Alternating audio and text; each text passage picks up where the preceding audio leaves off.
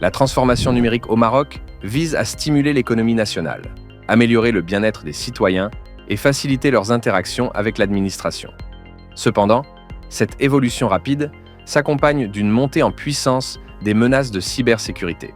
Pour faire face à ces menaces, la loi 05-20 et son décret d'application ont visé le renforcement de 4 principaux piliers. Pilier numéro 1, la gouvernance nationale en matière de cybersécurité avec les rôles et responsabilités en termes de définition des exigences, leur mise en œuvre, le contrôle de conformité et l'application des sanctions. Pilier numéro 2, les règles et exigences applicables aux entités marocaines, une catégorie d'organisation définie par la loi et incluant les administrations publiques, les collectivités territoriales, les entreprises publiques, ainsi que toute autre personne morale de droit public. Pilier numéro 3.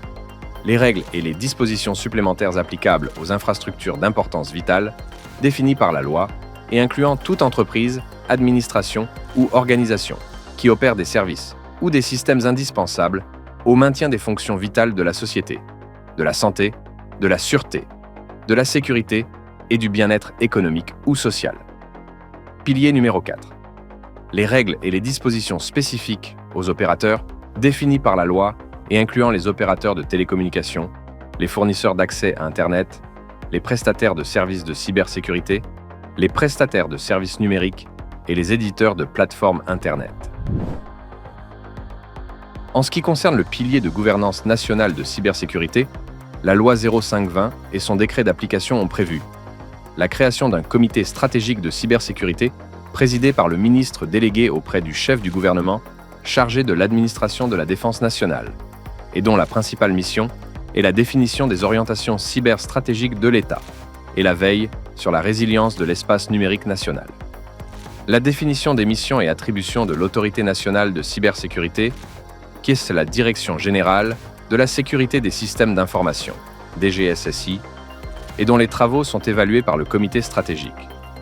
La création d'un comité en charge de la gestion des crises et événements cybernétiques majeurs, présidé par la DGSSI, et dont les travaux sont évalués par le comité stratégique. En ce qui concerne le pilier 2, les entités publiques doivent mettre en place les mesures spécifiées dans le texte de loi, son décret et les directives référentielles définies par la DGSSI. Les principales exigences prévues par la loi sont 1.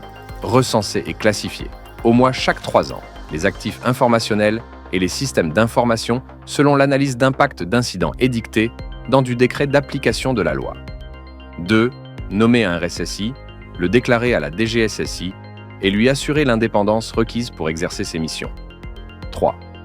Déclarer à la DGSSI tout incident affectant la sécurité ou le fonctionnement de ses systèmes d'information. 4.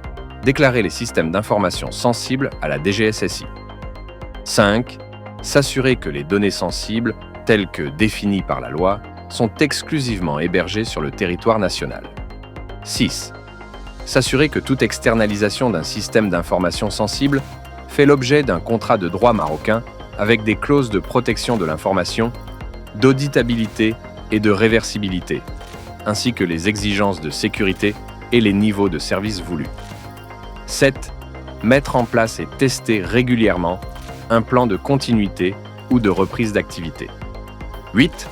Auditer régulièrement la sécurité de ces systèmes d'information. 9. S'assurer que tout système d'information offrant des services numériques à des tiers doit, avant sa mise en exploitation, faire l'objet d'un audit de sa sécurité. 10. Auditer au moins une fois, chaque 3 ans, la sécurité des systèmes d'information sensibles par un prestataire d'audit qualifié par la DGSSI. En ce qui concerne le pilier 3, les infrastructures d'importance vitale doivent appliquer la totalité des dispositions applicables aux entités et en plus, s'assurer que tout système d'information sensible doit faire l'objet d'une homologation de sa sécurité avant sa mise en exploitation. En cas d'externalisation des services de cybersécurité, recourir exclusivement à des prestataires qualifiés par l'autorité nationale.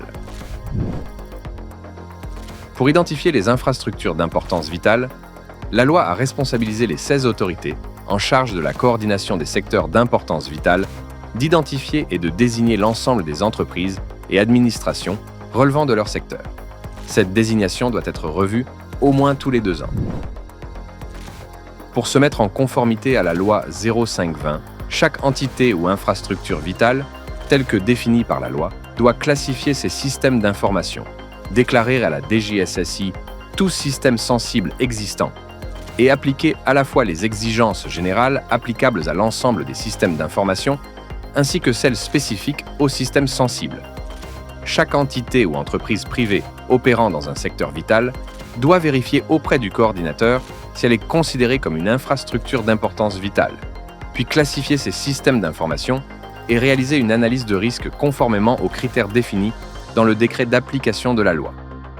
La classification des systèmes d'information se fait selon l'analyse, l'impact d'un incident de cybersécurité qui pourrait les toucher. Classe A. Impact très grave sur la sécurité nationale, l'économie ou les infrastructures vitales. Classe B. Impact grave pouvant perturber des infrastructures essentielles ou classe C. Impact modéré avec des perturbations limitées sur les opérations. Classe D. Impact faible avec des conséquences mineures. Les systèmes classe A et B sont considérés comme sensibles et nécessitent une déclaration et une homologation avant la mise en exploitation. Pour les autres systèmes, les exigences générales applicables aux entités restent en vigueur. Afin de préserver la sécurité des entités et infrastructures vitales, le quatrième pilier de loi 0520 impose aux opérateurs du numérique, fournisseurs d'accès Internet et télécom, prestataires de services, numériques et de services de cybersécurité, de conserver les données techniques pendant 1 an, informer rapidement leurs clients en cas de vulnérabilité et signaler tout incident à l'autorité nationale. Pour boucler la chaîne de gouvernance cyber, la loi 520 prévoit un système de sanctions qui vise les responsables des entités publiques, les infrastructures vitales et opérateurs numériques. Ces sanctions sont constatées par les agents assermentés de l'autorité nationale. Parmi les manquements graves sanctionnés, hébergement de données sensibles à l'étranger, absence d'homologation de SIS, le recours à des prestataires d'audit non qualifiés, la non-déclaration d'incidents. En cas de récidive, les sanctions sont doublées.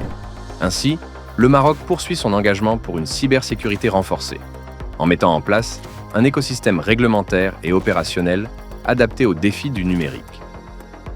Grâce à cette approche proactive et visionnaire, notre pays se positionne comme un acteur régional de référence en matière de protection des infrastructures numériques et de confiance dans l'espace cybernétique.